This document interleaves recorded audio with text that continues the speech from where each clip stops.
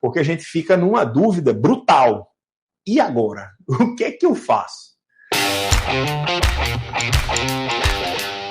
De trazer esse caso específico para vocês, ele foi motivado por um caso que eu tive em São Paulo ainda. Eu tinha ido fazer uma analgesia no Einstein, vou explicar. Eu estou falando Einstein, não é para conversar lorota, é só vocês vão entender.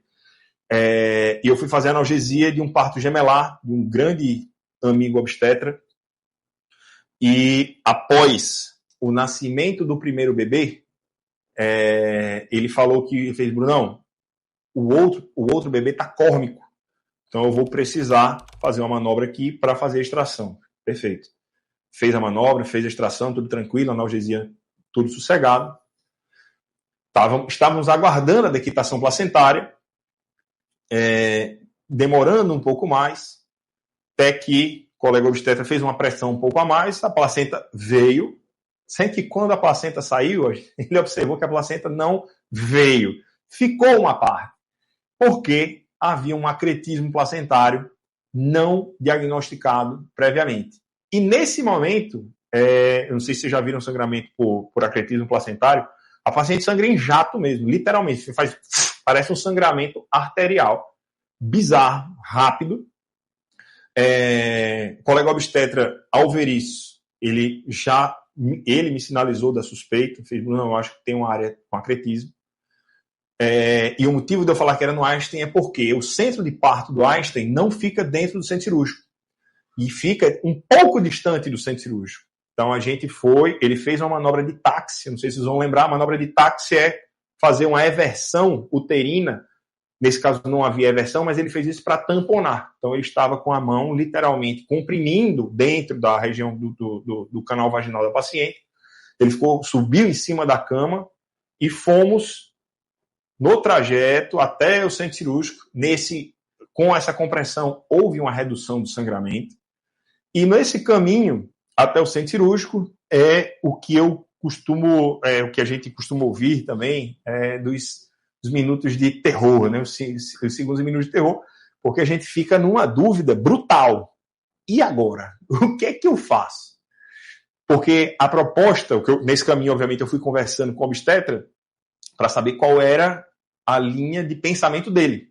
Bicho, o que é que você está pensando aí, meu amigo? Eu estou omitindo o nome, obviamente. O que é que você está pensando, bicho? E ele falou, rapaz, eu vou tentar inicialmente fazer uma hemostasia local, ver se eu consigo, com a mão, retirar essa área que ficou aderida, né, da placenta, e vou ver se eu coloco algum balão intrauterino para comprimir, se eu conseguir essa retirada.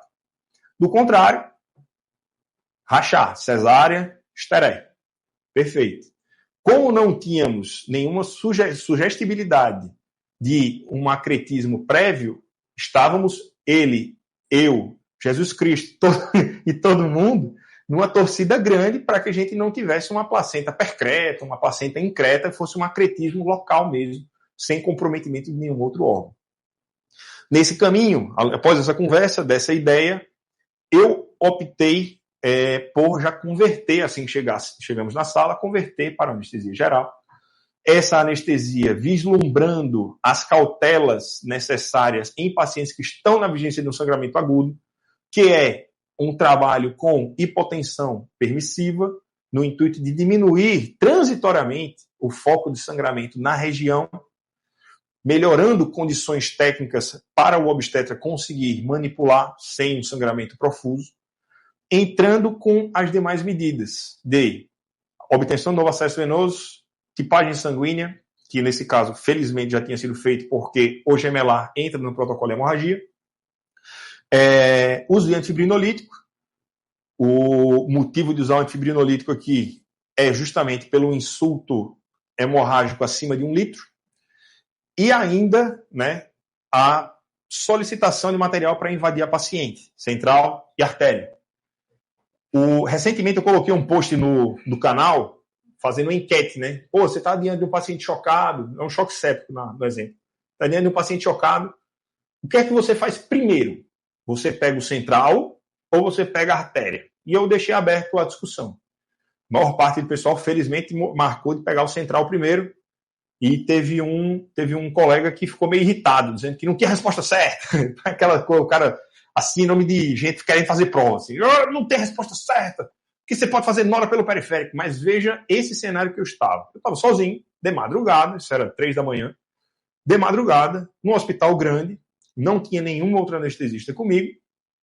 Se eu fosse seguir o colega estava dizendo, eu ia ter que montar uma solução de nora diluída para conectar no acesso periférico, para depois ir passar o central, para depois ir passar a artéria.